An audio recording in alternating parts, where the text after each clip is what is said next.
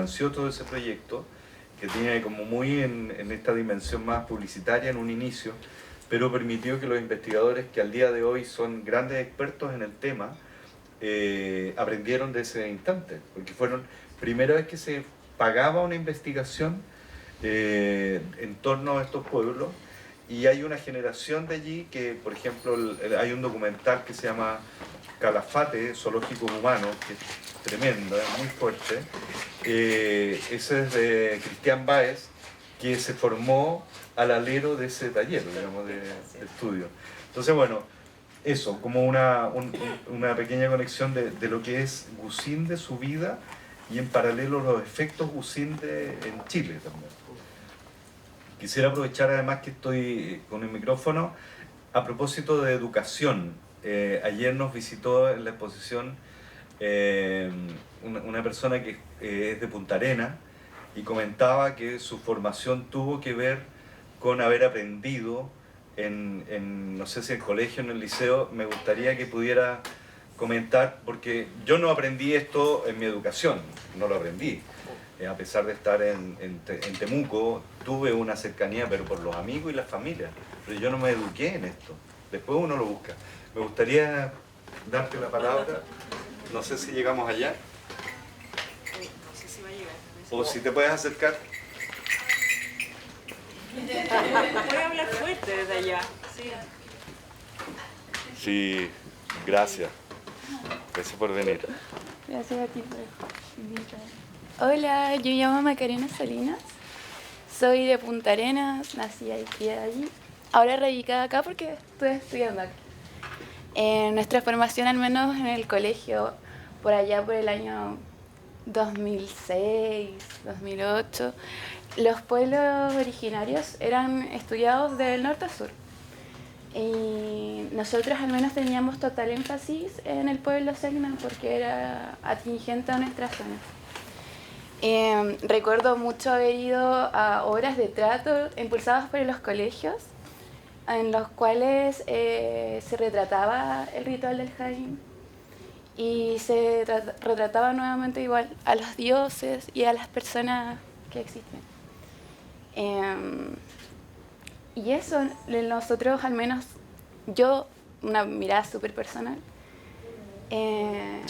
siento que al menos en la región no se ve a los Selknam como más allá como un pueblo originario, sino como un símbolo. Nunca se habla de la crítica, del exterminio, de la complicidad del Estado también con los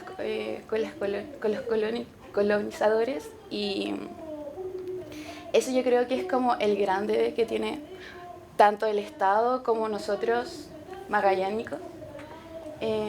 No se le hace nunca la crítica. Hay calles, museos, parques cedidos de Sara Brown, José Menéndez, que fueron grandes propulsores del exterminio Selknam. Entonces, yo encuentro que podríamos también empezar desde esa base, porque es súper importante que se reconozca tanto lo bueno que se hizo. Ahora, desde el 2023, estamos reconociendo al pueblo Selknam como un pueblo originario. Y eso es súper desgarrador. Al menos a mí me da mucha pena porque no sé. Siempre he sentido como que... O sea, yo viviendo en Punta Arenas, Tierra del Fuego está al frente. O sea, ahora en la actualidad nosotros vemos luces.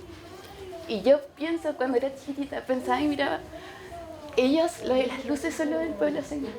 Así nos enseñaron al menos nosotros, como cuando miráramos al frente a la isla, pensáramos que esas luces todavía eran de los pueblos originarios que todavía existían. Entonces nosotros, al menos yo, nuestros amigos, que tenemos todavía muy en mente lo de la cultura Selknam, lo vemos de esa manera. Al menos yo todavía lo veo así. Y me da penita porque, como les digo, se habla siempre como un símbolo de la región, más que nada como símbolo turístico. Pero poco y nada se habla de la historia y cómo fue realmente. Entonces, quizás también en estas exposiciones hablar también de los responsables y de esa manera también podemos hacer justicia de alguna manera con el exterminio. Y eso. Eso. Muchas gracias.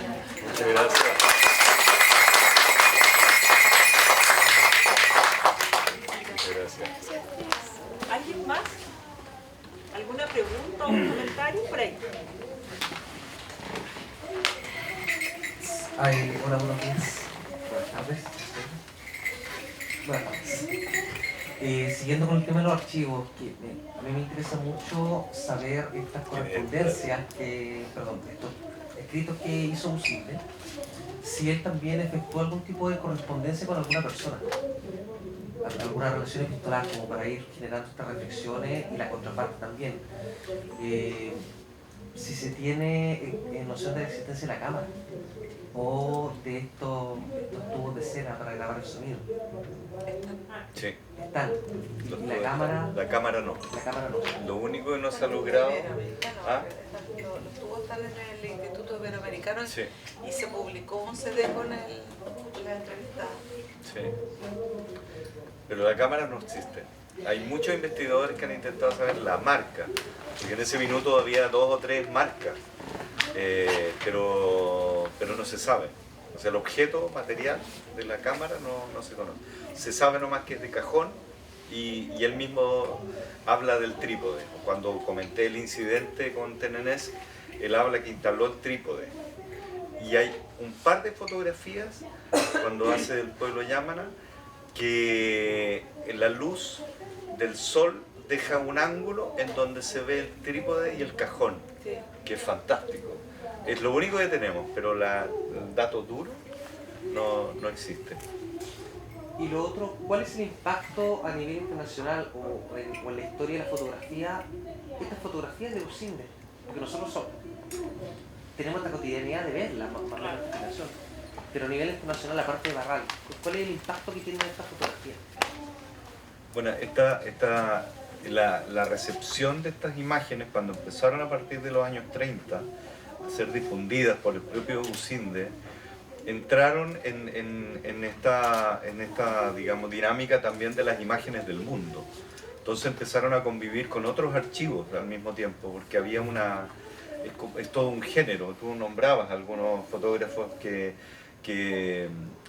en Australia, digamos, en Oceanía, en África, iban haciendo imágenes. Entonces formó parte, se sumó a este universo de imágenes, pero con la salvedad de que no hay otro pueblo que tenga esta como síntesis de elementos culturales, porque lo que ocurre en los cuerpos pintados y la función de la pintura es muy impresionante y digamos muy singular también, porque en otros pueblos, por ejemplo, había el trabajo textil, se utilizaba para construir vestimenta, y sobre el textil se ponía la información de las personas o de la comunidad. Y en cambio acá la información, los linajes, la historia de tu linaje estaba en esos puntos de colores, o en el rostro o en tu cuerpo, y tú contabas la historia con esas líneas, con esos puntos y con esos colores. Nos perdemos los colores porque eran rojo y blanco la mayoría de los cuerpos, negro también, y ocre. Entonces ahí nos perdemos una paleta riquísima también, que en algunos casos la inteligencia artificial ha sido muy increíble, y se pueden encontrar imágenes en color, y la verdad es que son bien impresionantes. Sí. Yo quería agregar algo que tiene que ver también como con las deudas. Es muy emocionante escucharte como a alguien que ha tenido tan poca información desde el colegio, porque efectivamente la deuda principal está en la educación. Yo no hace mucho, mi hija estaba estudiando con ella y venía, estaba como en sexto, y decía, el pueblo Rapa Nui fue, y yo me dio como... Fue, esa sola palabra me causó como... Le escribí a la profesora, le dije, nuestros niños no pueden estudiar con libros que hablan de los pueblos originarios como que ya fue, se acabaron.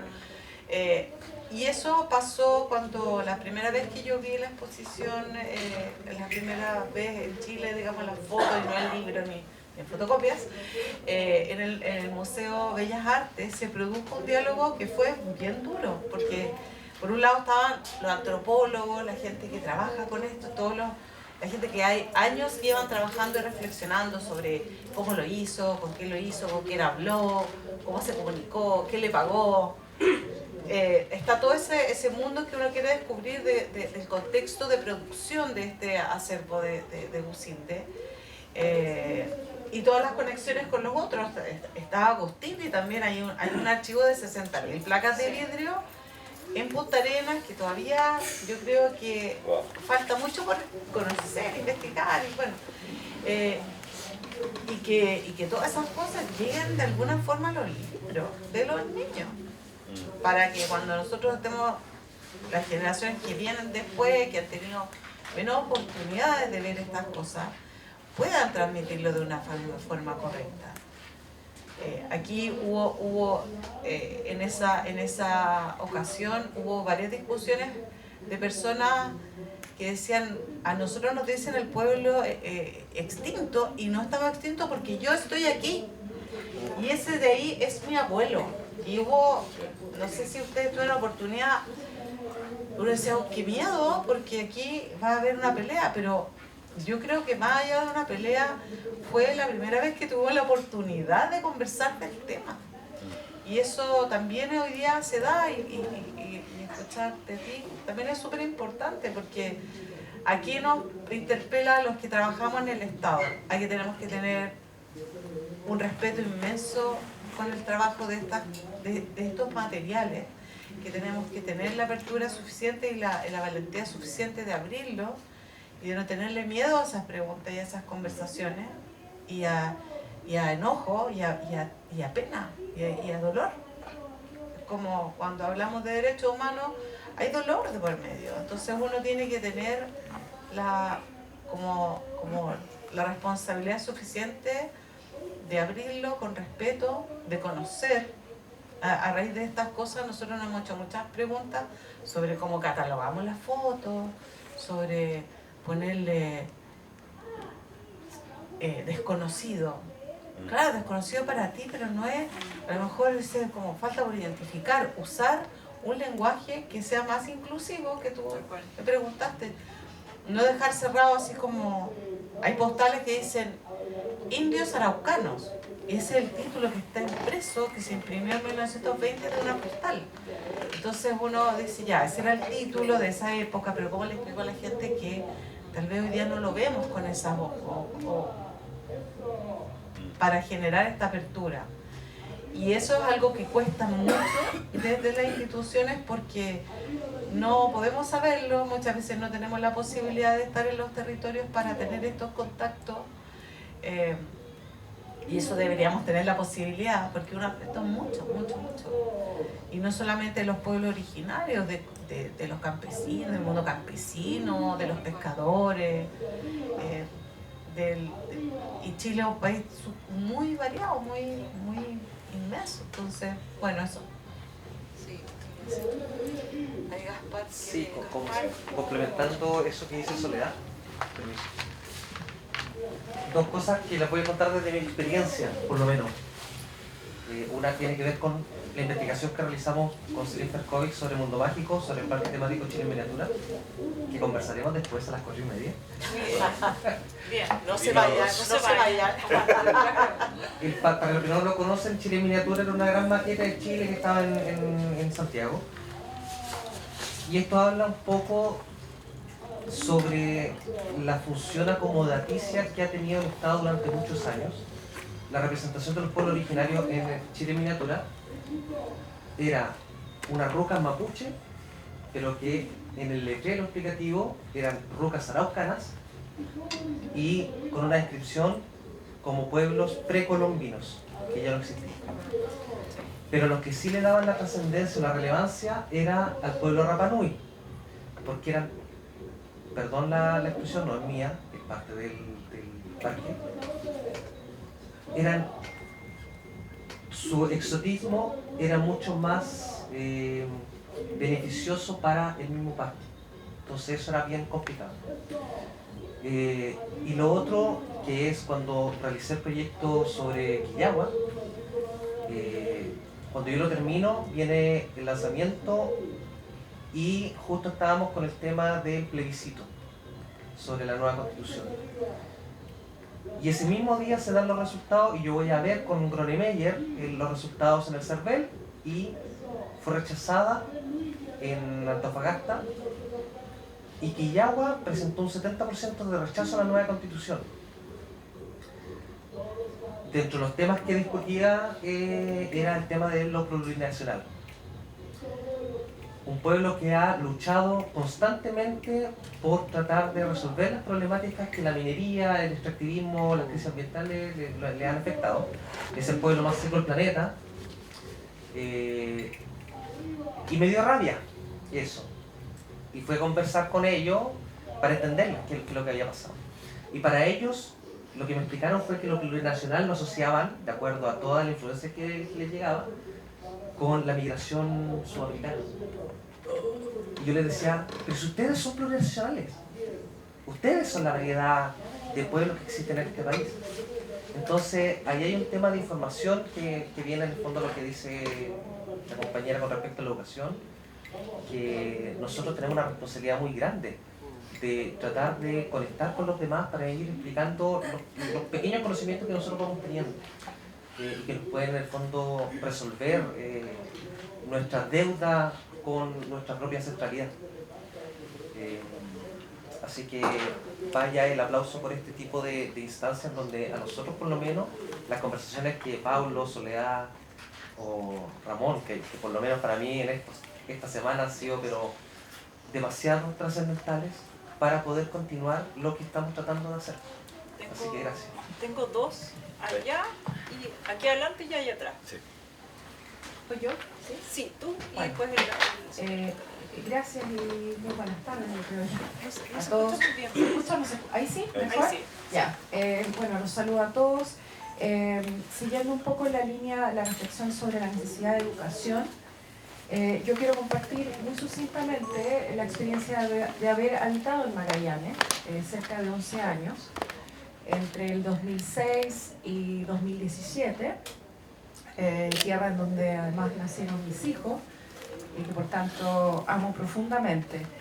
Y quiero contarles que en el caso de Magallanes yo creo que sí hay una comprensión un tanto más profunda del caso y también hay una resistencia a aquellas figuras que generaron, de alguna forma fueron cómplices, ¿no es cierto?, del exterminio. Tanto es así que, por ejemplo, cuando se desinstaló el juez Waldo Seguel, que estaba en la Avenida Colón, una de las avenidas principales, para efectos de hacer el nuevo espacio público, y se intentó volver a instalar. Para eso hubo todo un proceso administrativo. Yo en ese entonces ocupaba el cargo de asesor urbanista en la municipalidad y puedo decir, y digamos, está todos los antecedentes y las distintas gestiones que se hicieron. Hubo una resistencia tan fuerte que no ha sido posible volver a instalar esa figura. El juez fue el primer juez letrado que fue enviado con esa misión puntual de investigar las violaciones y los vejámenes y el exterminio de los pueblos aborígenes, en particular de Tierra del Fuego. Esa era su misión. Existen respaldos de esto en el Museo Regional, incluso hay registros de voces. Se hizo todo un trabajo de recuperación ahí de esa parte de la memoria histórica. Y bueno, y en el fondo eso da cuenta de que hay una comunidad hoy en día que sí está informada, que se resiste a que se vuelva a instalar la figura. Bueno, da para una larga discusión porque uno podría, ¿no es cierto?, replantearse la resignificación de lo que son los monumentos hoy en Chile y todo lo que ha explicado, incluso luego el estallido social, pero yo creo que sí hay una semilla y creo que la expresión de una joven, ¿no es cierto?, Magallanes, que acá también da cuenta de que ella sí lo conoce, sí está sensibilizada, indudablemente que falta todavía más educación, que se pueda dar una discusión tal vez, y esto que se generó en el seno de un municipio en el fondo también refleja que es algo que existe. Yo insisto, creo que se podrá profundizar. Pero quería contarles porque esta es una anécdota y cada cierto tiempo vuelve a salir en los diarios, en los periódicos locales. Esa figura difícilmente va a volver a instalarse y bueno, el Poder Judicial, lo último que les puedo contar, el Poder Judicial pidió poderla resguardar, pero eso te da cuenta también de que hay una suerte como de conflicto entre el mismo aparato del Estado de cómo abordar los casos, hasta el día de hoy. Eso, lo dejo planteado. Gracias por escucharme. Tu comentario sin duda enriquece, nos ayuda a ir complementando. Tengo una palabra acá, una allá y vamos a ir cerrando. Ahí sí.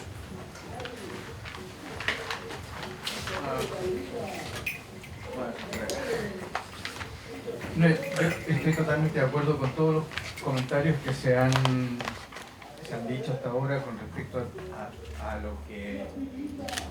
todos los comentarios que pueden salir de la historia de los Selknam, que es desgraciadamente algo que se repite con el Estado chileno a lo largo de todo Chile.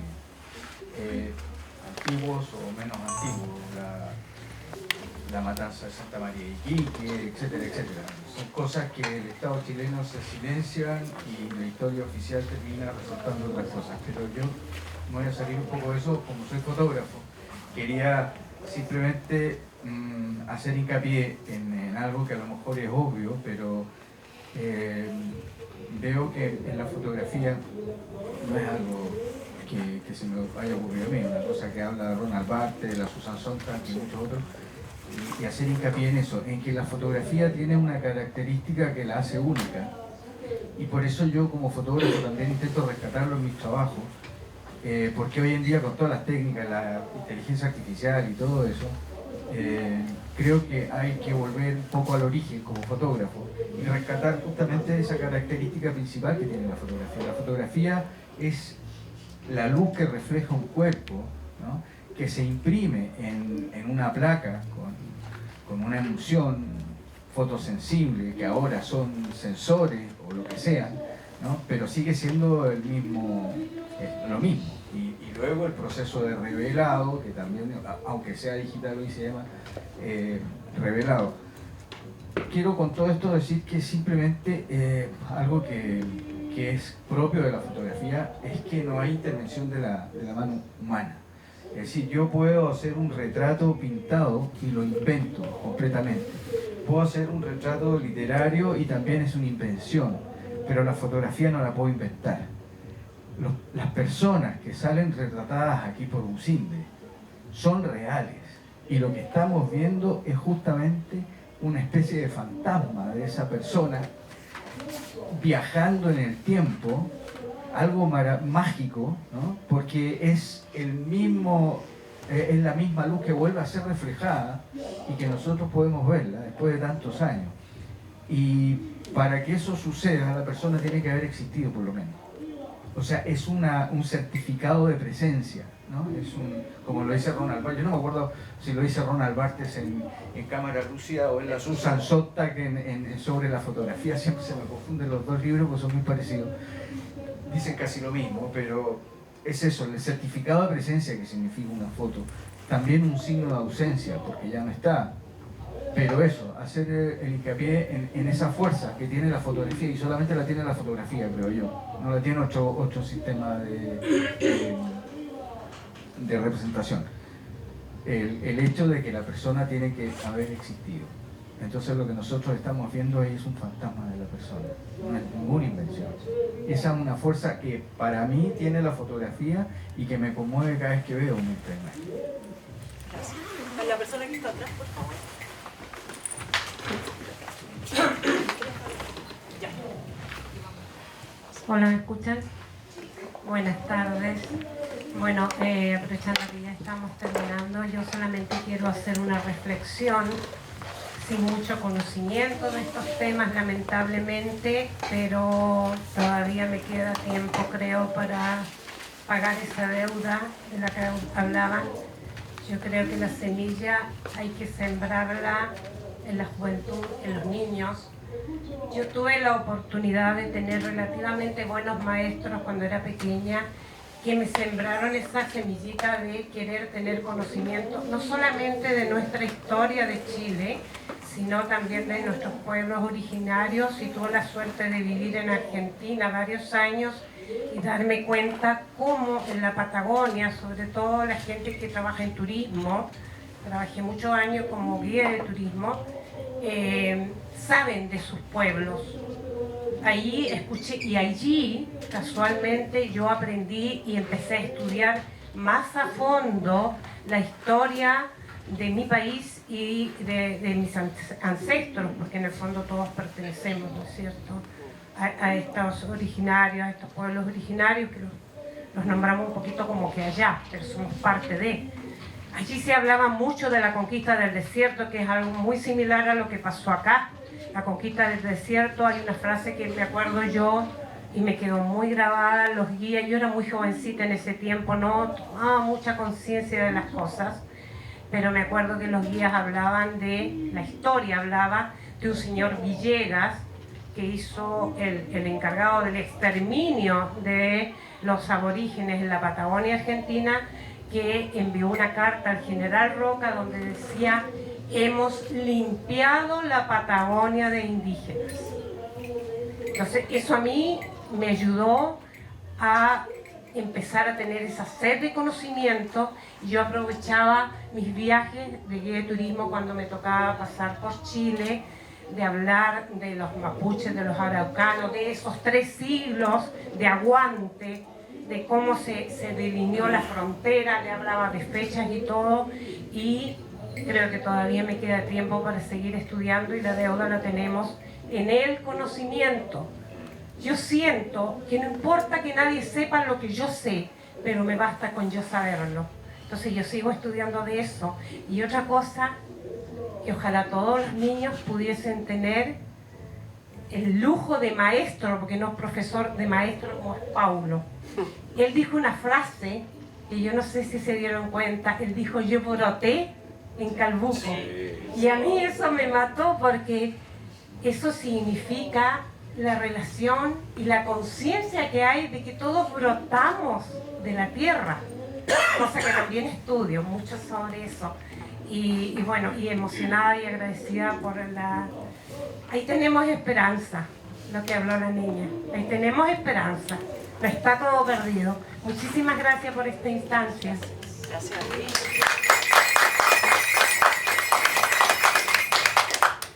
Me encanta todo, un poquito emocionado. Le quiero dar la última palabra por acá y... Ay, penúltima, entonces. Ya, ahí sí. Acá, allá y cerramos, ¿sí? Marimari Puramuel, Marimari Cupeni, Marimari Puquinche. Se saluda a todos. Los traté de quinche, que es un término de sabio en Mapudungun, pero ustedes también son sabios porque tienen un conocimiento que están compartiendo. Walter Velázquez Trenche, Yanal Mapucheu. Walter es mi nombre, no tengo lamentablemente nombre mapuche, pero me considero parte del pueblo huilliche. Me sentí identificado un poco con la historia, porque yo saco fotografías igual cuando voy a las comunidades.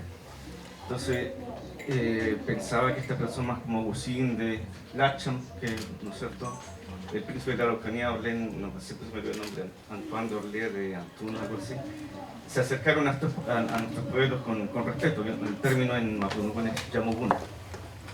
Entonces, con este Yamogun se acercaron, y haciendo también Inarumena, o sea, observando, lograron, digamos, conectarse con las comunidades y que les permitan hacer todo este trabajo. Yo decía que me siento identificado porque yo también me he acercado a las comunidades con respeto, y al final me piden que saque fotografía y video. Entonces me dan el término de acentufe. Acentufe es imagen, y el tufe es como una persona que hace, en este caso, imágenes. Entonces también el término de cazador de sombras, que quiero aprenderlo, me gustó mucho. Eso por una parte. Y lo otro que decía Soledad, cómo va pasando el tiempo y las cosas se vuelven a recuperar. Hace poco vimos un documental, seguramente muchos lo vieron acá, Marichi Tuculpán. Bueno, Tuculpán es recuerdo, y Marichi, aunque viene de 10, es algo que, Marichi es algo que se repite cíclicamente, entonces es el recuerdo interminable. Entonces, así como Marichihueo, que Marichihuehuaín, o sea, es como, no es 10 veces nos levantaremos, sino como eternamente nos levantaremos. Entonces existe este Marichi Tuculpán, este recuerdo interminable, que aunque las personas, digamos, ya no estén aquí, estén en el Camapo, en el otro mundo, igual se manifiesta a través de la tierra, el aire. Entonces de alguna manera estas placas viajaron por el tiempo, los cilindros de cera, todas estas cosas viajan por el tiempo y vuelven a salir, y vuelven a salir. Por eso hemos visto últimamente documentales y ustedes mismos que están aquí trayendo este recuerdo. Tañi Sumó Piñay Petumo Yelein, o sea, mi compañera dice siempre, seguimos vivos, eso es Petumo Yelein, eso. Aún estamos vivos. La fiesta no es un gusto. O sea, termino mi palabra.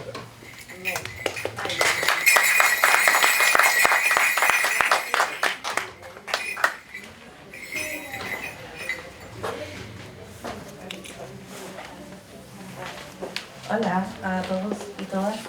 Quería hacer una consulta muy pequeña, que hablamos mucho de las infancias y las juventudes, pero ¿cuáles son las herramientas reales que tenemos ahora? Por ejemplo, ahora tenemos esta exposición acá, que yo creo que igual van a haber mediaciones con escuelas, con colegios, pero no sé, libros para niños, niñas, que se pueda incorporar también la historia de los pueblos. Sobre todo, yo creo que como desde la experiencia nunca tuve una formación respecto a pueblos. Yo creo que fue muy poco y lo que sé también es muy poco. Por internet más que nada. Pero cómo lo podemos acercar a las infancias, a las juventudes, porque yo todavía tengo hermanos en la media y saben muy poco también, pero desde las ganas de saber cómo que ellos aprenden solos. Pero cuáles son esas herramientas, no sé si las corporaciones, fundaciones que ustedes conocen tengan libros con ilustraciones, con imágenes, que puedan acercarlo más a la realidad y la comprensión que tienen las infancias. Te parto contestando yo desde Filantropía Cortés Solar. Bueno, efectivamente vamos a hacer mediaciones educativas para niños y niñas acá durante el tiempo que esté la exposición. Lo mismo hicimos cuando estuvo en Castro, en CPA. Y descubrimos que teníamos un espacio ahí de colaboración también, un espacio para hacer cosas, porque entendíamos que sobre todo sobre este tema en particular no estaba ese material, o no había mucho. Y estamos trabajando también en un material audiovisual justamente para llenar ese vacío a través de unas cápsulas educativas, en el fondo, donde explicar en simple, y no porque sean niños, sino que para todas las personas, desde las definiciones más primarias, digamos. Ramón en ese sentido ha levantado mucha información y yo también me declaro, yo siendo mayorcita también, tengo también la misma deuda que decía ella ya. Y por esta razón queremos desarrollar estas cápsulas, este material, para un poco ir, no desde el difícil, ir desde lo más simple, contando la historia, tratando de compartir lo que hemos ido aprendiendo en todo este camino con esta exposición puntualmente.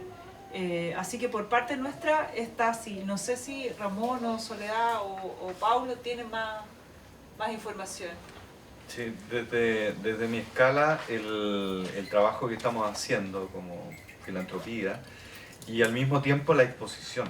O sea, para nosotros una herramienta de difusión y de convocatoria contra lo virtual, de verdad es una militancia en ese sentido, son las exposiciones como experiencias concretas, juntarnos aquí, hablar, porque buena parte del problema también del conocimiento hoy día es que en principio está todo disponible.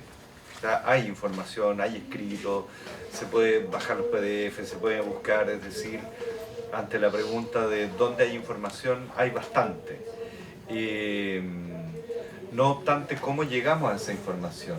¿Cómo accedemos? ¿Desde dónde comenzamos? Y nos parece que la exposición para nosotros es un punto de partida. Nos está generando este retorno de información, nos está señalando directrices, temas a investigar, a desarrollar, Y posteriormente lo que vamos a querer hacer también es un material impreso, digamos cápsulas de información que circule. Y de hecho esta exposición es una exposición que no es de comida rápida, como se dice, no es fast food. No es comida rápida porque ustedes van a ver que es una exposición que en tiempo real, de hecho hay como 3.500 palabras, que eso a veces es una pesadilla, o más, me dicen allí. 5.000 palabras. 5.000 palabras en páginas son 10 páginas de texto.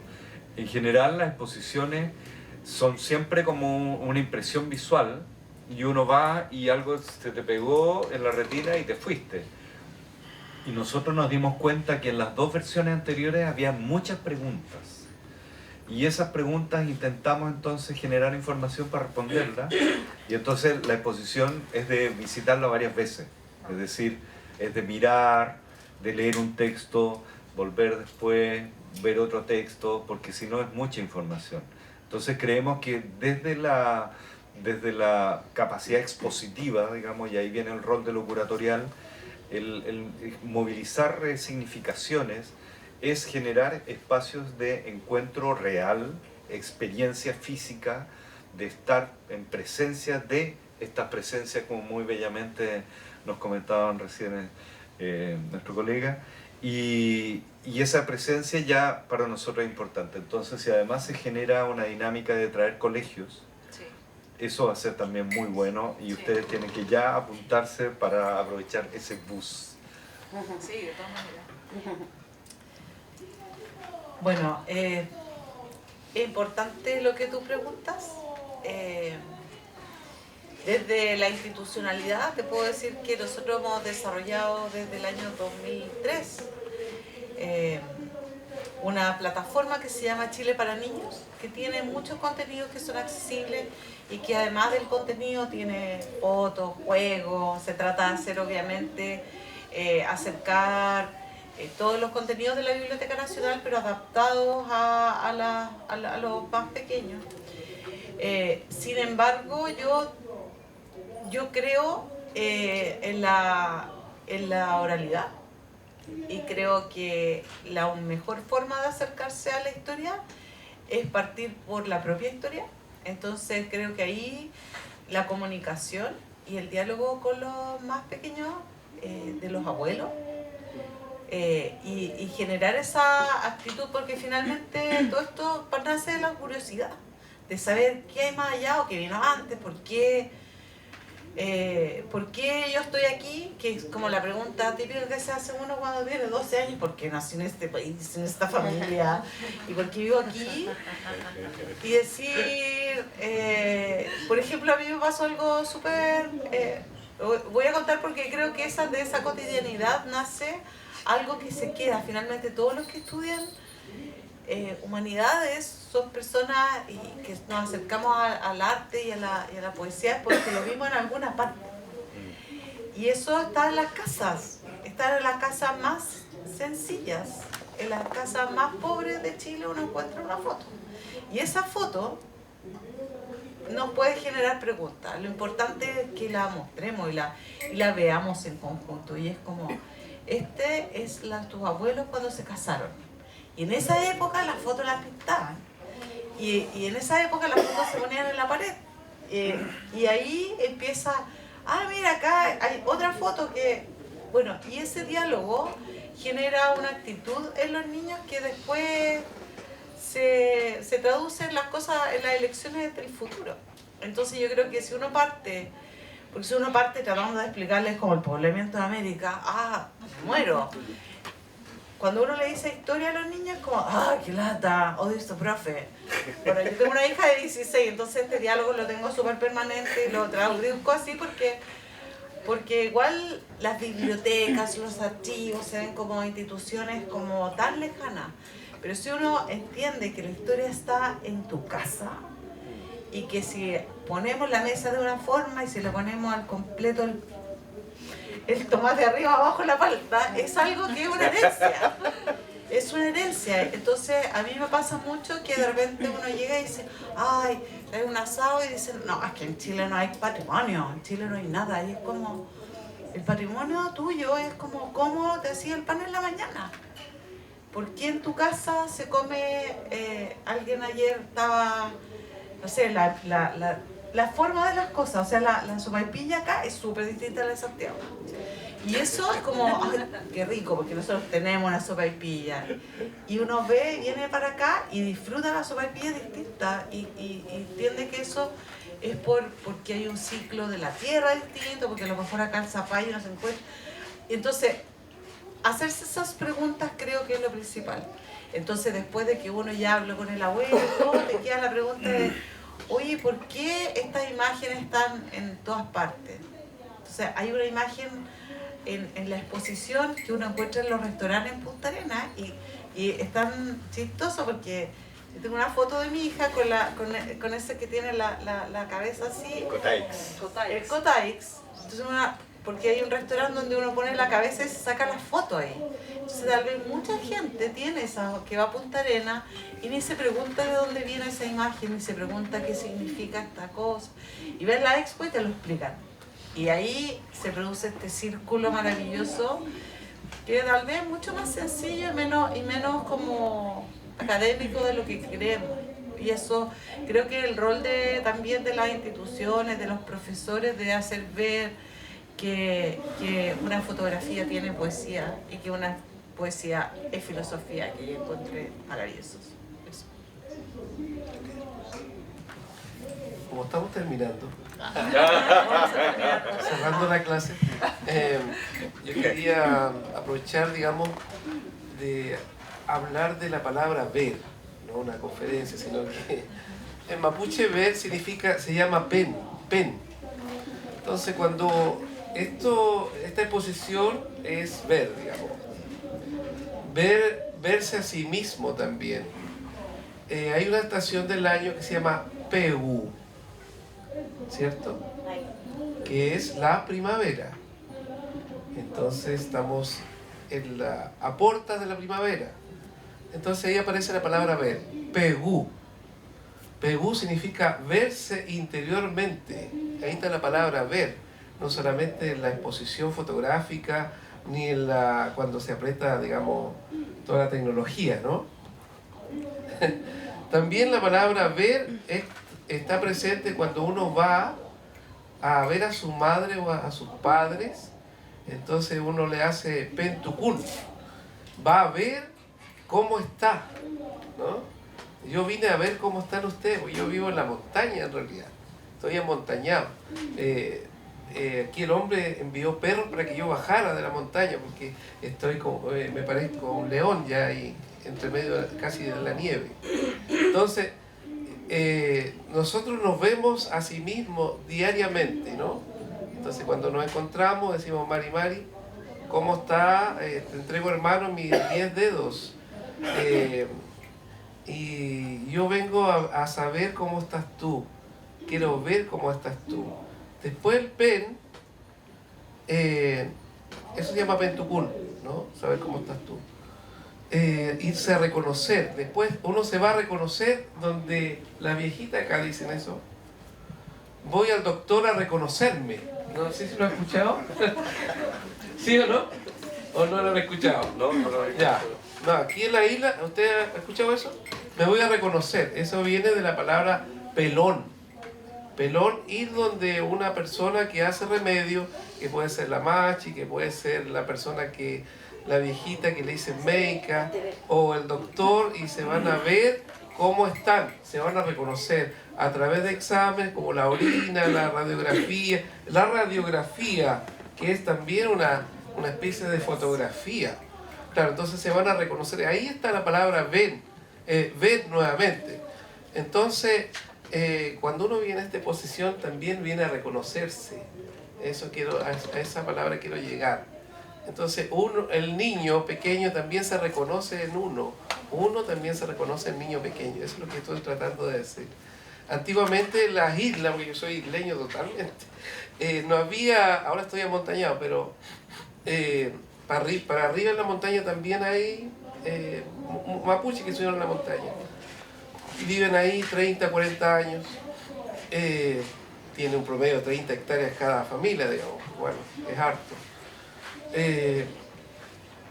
cuando uno va por las islas está esta idea de conversación que yo le estoy diciendo aquí, de verse a sí mismo, de reconocerse, de mirarse internamente. Antiguamente decía que no había juguetes, entonces la abuelita nos da una raíz. Ya, deja, miren ahí, observen lo que hay en la raíz. Entonces uno iba dando vuelta a la raíz. Entonces, y uno trataba de reconocer, de mirar, de ver el animalito, de ver el juguete ahí. Entonces, esto tiene que ver con la raíz también de uno. Entonces uno viene a ver si tiene un porcentaje de raíz adentro de la exposición. Y eso es lo que tiene que llevarse. Entonces los niños, nosotros también somos también niños a veces. Eso podría decir.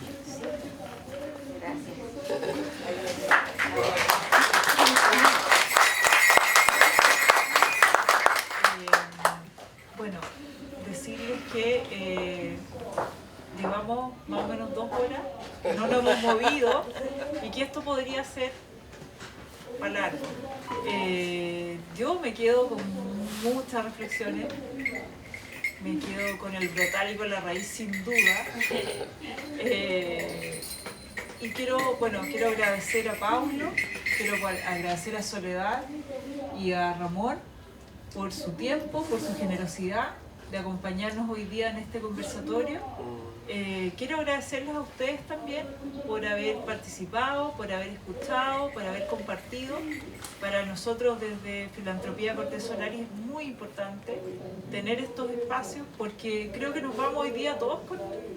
No sé si interpreto al resto, pero yo por lo menos, desde mi ignorancia, porque de verdad me tomo mucho de la palabra en la deuda, me siento muy enriquecida con esta conversación.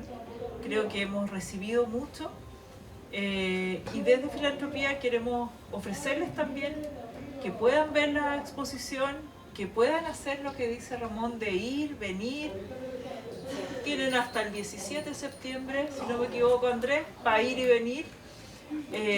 Tenemos también mañana algunas mediaciones educativas por el Día de los Niños y las Niñas y vamos a hacer algunas actividades más, un conversatorio más y algunas otras cosas para que ustedes puedan seguir compartiendo y aprendiendo. Y bueno, para cerrar esto y dejarles, no sé si la exposición está abierta hasta ahora, así que pueden irse con toda esta motivación a verla.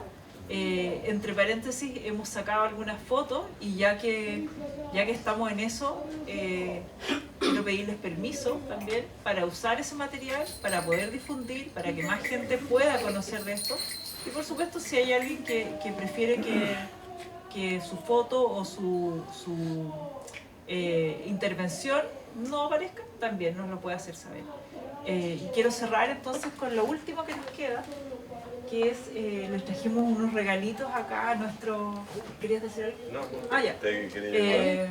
Antes de que se vayan, yo voy a hacer el último regalo también. Exacto. Desde mi... Uy, acá me la miel también para haberle venido a Palma. Gracias. Hay uno muy lindo que también tomé como por herencia de un lamien que ya no existe, que ya no está, pero sí está con nosotros. Su ñen, su energía se quedó plasmado, digamos, también en mi ser. Y él se llamaba Luis Cachelet Yem, que hace poco él partió al Camapu. Entonces él tenía una versión propia de la pericona del Incomán, que es de nuestro Apoulmen, Futapoulmen, José Santos Incomán, de acá del territorio.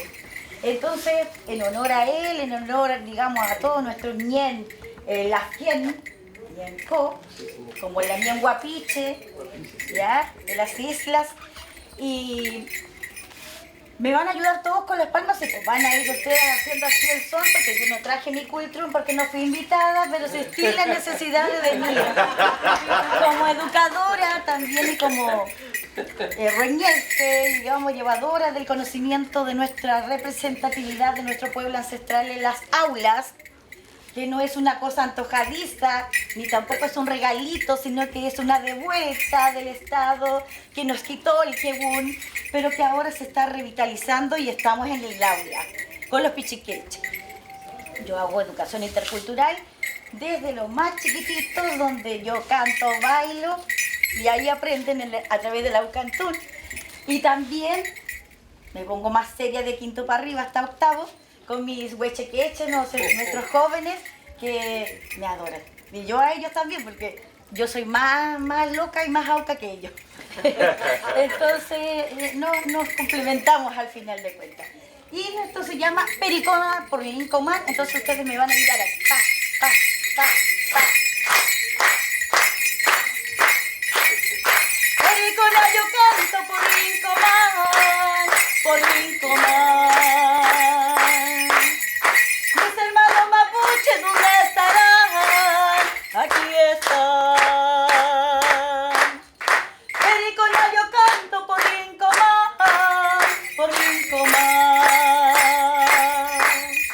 Mis hermanos mapuches, ¿dónde estarán? Aquí están. La flor que plantaste no se morirá, mis manos morenas la cultivarán. La flor que plantaste no se morirá, mis manos morenas la cultivarán. Aprende de la vida que siendo humano, no hay raza ni colores, somos hermanos. La flor que plantaste no se morirá, mis manos morenas la cultivarán. La flor que plantaste no se morirá, mis manos morenas la cultivarán. Chahuante estaba triste al atardecer.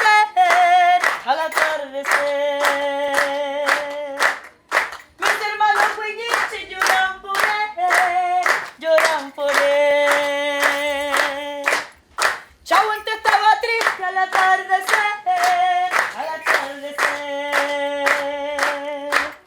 Mis hermanos huilliches lloran por él. La flor que plantaste no se morirá, mis manos morenas la cultivarán. La flor que plantaste no se morirá, mis manos morenas la cultivarán. La cultivarán. Yeah, yeah, yeah, yeah, yeah, yeah.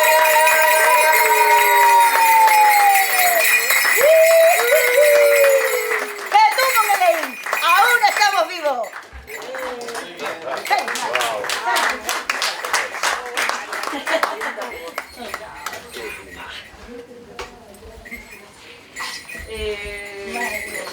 Bueno, ahora sí, vamos cerrando. Queremos entregarle a nuestros invitados nuestro tesoro, parte de nuestro tesoro. A Soledad queremos hacer entrega de estos libros que se llaman Saberes Ancestrales y Cambio Climático, y nos vamos a trasladar con estos libros al norte. Esta es una colección que se hizo con 21 pintores de Licanantay acerca de sus conocimientos, sus saberes y cómo estos saberes van a apoyarnos a todos en la adaptación al cambio climático. Esto para ti, para que lo puedas disfrutar, aprender y todo.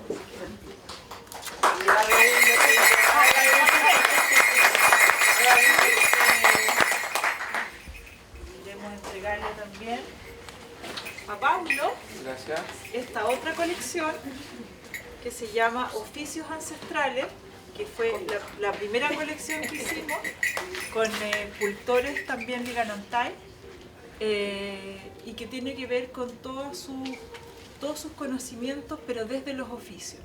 Te la dejo para ti, de parte de Francisca, para que también la puedas disfrutar.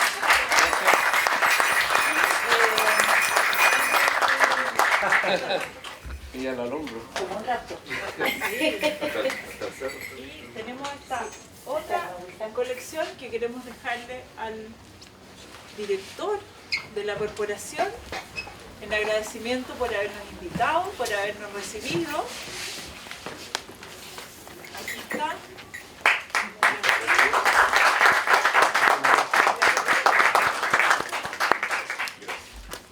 Y eso, si nos ponemos, Andrés, para una foto todos, Andrés le vamos a deber su colección. Sí. Y a Margarita también. Ay, sí. Ramón, hagamos una foto después nos hacemos una selfie y todo. Gracias.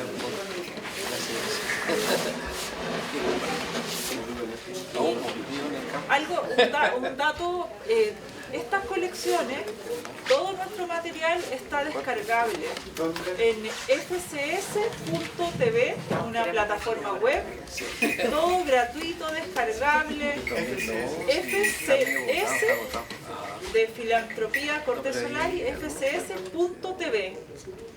También este conversatorio va a quedar grabado, lo vamos a subir también a la plataforma para poder seguir compartiendo con otras personas.